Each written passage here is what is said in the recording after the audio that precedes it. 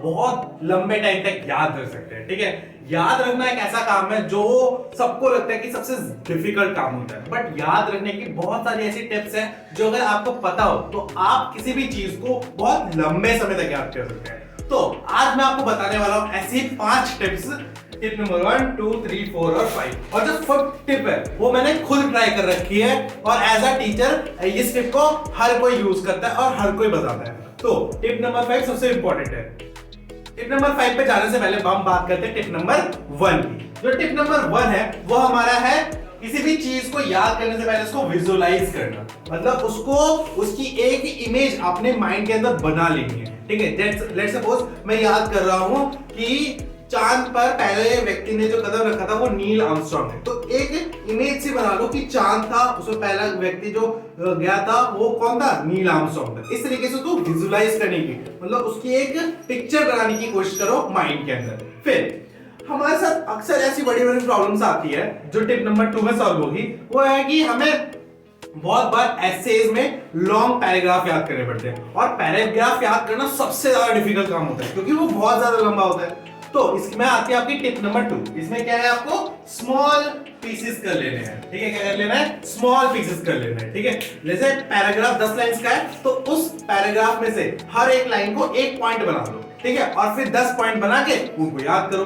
क्योंकि हम long text को याद रखने की जगह हम पॉइंट्स में ज्यादा अच्छे से याद कर सकते हैं। ये हमारे माइंड की एक कैपेबिलिटी होती है। तो टिप नंबर 5 सेकंड क्या है कि हम चीजों को क्या कर लेंगे, स्मॉल कर लेंगे, उनको फ्रैक्शंस में बांट देंगे ताकि हम उसको और अच्छे से याद कर सकें। अब बात करते हैं टिप नंबर 3 की। तो टिप नंबर जो 3 है उसमें हमें क्या करना है, उसमें हमें किसी भी चीज को अगर याद करें, जैसे कोई फॉर्मूला हुआ, जैसे कोई केमिकल रिएक्शन हो गई, ठीक है, इन सबको याद करने का सिंपल तरीका होता है, वो होता है आपको बस एक पेपर लेना है और उस पेपर पे इस तरीके से सब कुछ लिख देना है, और इस पेपर को ऐसी जगह पे चिपकाना है जहां पर कि आप जब भी उठो या जब भी सो वो आपके सामने दिखे।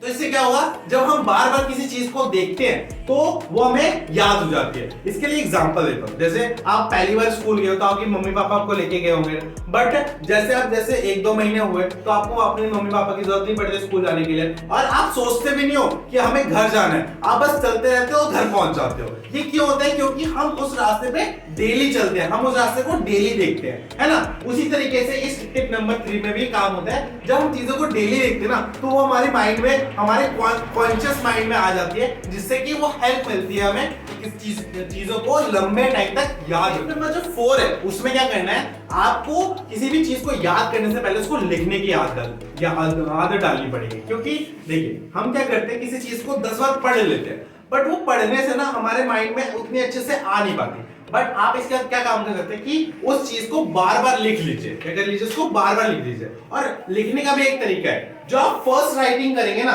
जब पहली बार और सेकंड बार आप राइटिंग मतलब किसी चीज को लिखेंगे तो आप उसमें देख के लिख सकते हैं। ठीक है, मतलब इसमें आप कॉपी पेस्ट कर सकते हैं। ठीक है, बट जब थर्ड और फोर्थ राइटिंग करेंगे ना, इसमें आप क्या करें, कोशिश करें कि आप बिना देखे लिखें, कोशिश करें, मतलब ट्राई करें लिखने का, बट अगर कहीं पे भूल जाए, कहीं पे अगर आप भूल जाए तो उसको देख ले, उसको क्या कर ले, देख ले। ठीक है, तो देखने से क्या होगा, थोड़ा बहुत आपके दिमाग में आ जाएगा, थोड़ा बहुत आप देख लेंगे। तो इसमें क्या करना है, पार्शियली कॉपी करना है। ठीक है, पार्शियली कॉपी करना है, और कॉपी करने में तो हम एक्सपर्ट है, बट वैसे कॉपी नहीं करना है। ठीक है, अब जब 5वीं राइटिंग जब आप करेंगे किसी चीज की, तो वहां पे एकदम बुक होनी चाहिए बंद, बुक को रखिए साइड में और फिर लिखिए। आप जितना रिकॉल कर सकते हैं उतना रिकॉल करिए उस चीज को, और उसको एकदम एंड टू एंड लिखने की कोशिश करें। जब आपने अगर 5वीं राइटिंग में ऐसा कर लिया बिना कॉपी करे किसी भी चीज को, तो आप देखेंगे कि वो आपको बहुत लंबे टाइम तक याद रहेगी।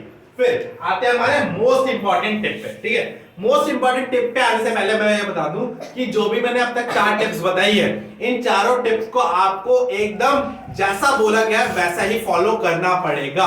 एटलीस्ट 21 डेज तो आपको करना ही पड़ेगा, क्योंकि 21 डेज के बाद आपकी हैबिट बन जाएगी और आपके रेगुलर वर्क में ये आपके साथ आ जाएगी। ठीक है, तो जैसा बोला है, जैसा टिप नंबर 1 बोला है, tip number 2, tip number 3, tip number 4 बोला है, वैसा ही बिल्कुल करना है, तभी आपको इसका बेनिफिट मिलेगा।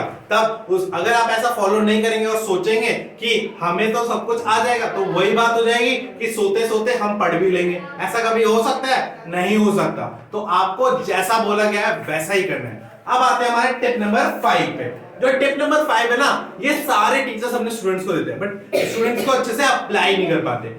जो टिप नंबर 5 है वो क्या है कि अगर आपने किसी चीज को याद किया या किसी चीज को समझा है, तो उसको कुछ नहीं करना है, बस उसको जैसा आपने समझा है, जैसा आपने याद किया है, उसको अपने एक दोस्त को समझा देना। जब आपने ऐसा एक बार कर लिया, अपने दोस्त को वो चीज समझा दी, मैं गारंटी देके बोल सकता हूं कि आप वो जिंदगी भर नहीं भूलेंगे, क्योंकि ये हमारे अंदर कैपेबिलिटी होती है। जब हम एक बार किसी को कोई चीज समझा देते हैं ना, तो वो हमारे माइंड में आ जाता है। हाँ, बट समझाने के टाइम पे आप किसी भी बुक, किसी भी नोटबुक या किसी भी तरह के नोट्स की बिल्कुल भी हेल्प नहीं लेंगे। आपको बुक बंद करके, कॉपी को साइड करके फिर समझाना है, ताकि आप भी उसको अच्छे से रिमेंबर कर सके। अगर आपने ये कर लिया, तो आपको कोई भी चीज लंबे टाइम तक याद रखने से पहले कोई नहीं रोक सकता। आज के लिए बस इतना ही करते हैं। आई होप आपको इस वीडियो से बहुत ज्यादा हेल्प मिली होगी। अगर आपको इस वीडियो से बहुत ज्यादा हेल्प मिली होगी, तो बस आपको एक छोटा सा काम करना है, हमारे इस चैनल को सब्सक्राइब करना है और इस वीडियो को अपने बहुत सारे दोस्तों के साथ शेयर करना है और लाइक तो जरूर करके जाइए। तो till then tata bye bye.